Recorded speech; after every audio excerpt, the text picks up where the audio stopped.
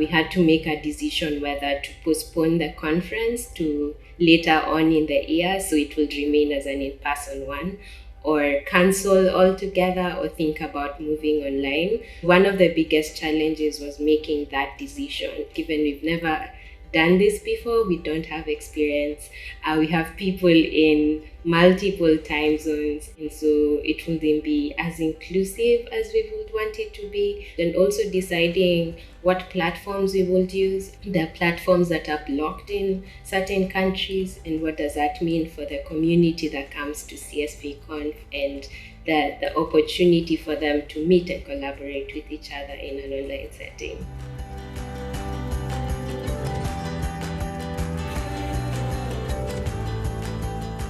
The disadvantage, though, there's still an element of in-person connection that you lose from being virtual. The organizers tried as much as possible outside the sessions to organize meetups and quick open rooms, but I think there's still some power in it being able to meet people in person and have those unplanned conversations that are not limited to time. And I think that's one thing we need to look at, or that's one disadvantage I saw in terms of the virtual conference.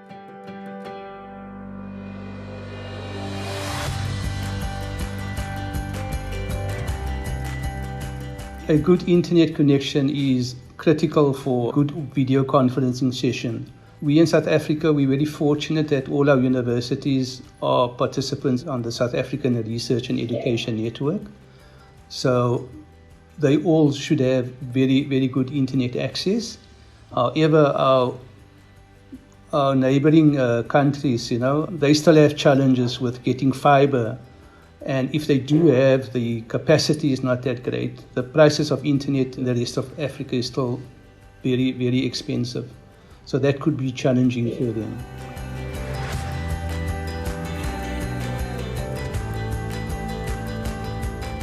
If we can, in fact, get the various role players to improve internet connectivity and lower data costs, then virtual conferencing actually has the opportunity, I think, to be in some ways more inclusive than traditional conferencing, where most people are sitting quietly most of the time, listening to someone speak. I mean, one of the wonderful things about, these tools is that there's chats running all the time. And not only are people putting in comments, but people are liking other people's comments. So in some strange way, there's an opportunity for greater interactivity and participation with these virtual meetings than with the traditional conference format.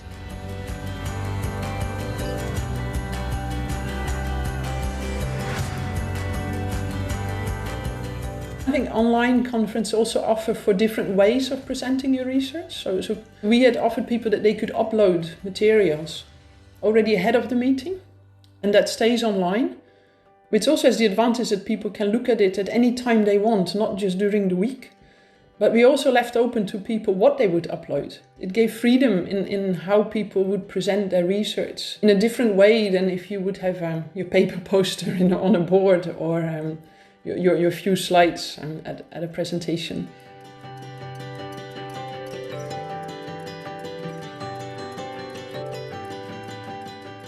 In-person conferences have traditionally had about 250 people come, so give or take.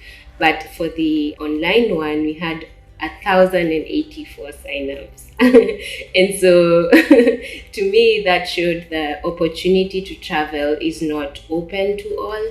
It's expensive, visas are involved. Sometimes people are not able to leave family behind or their day-to-day responsibilities behind to be away at a conference. And so having a conference online definitely engaged and allowed a lot more people to be involved.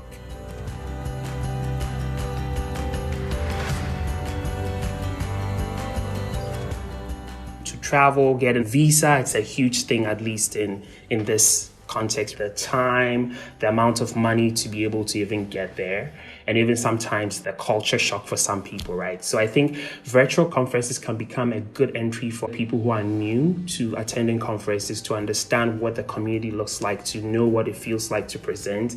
So I think it's a space that we should leverage on more, but at the same time too, we shouldn't lose that in-person interactions. I think that there's a place to figure out how we combine both, but I think virtual conferences should become more of the future of academic conferences.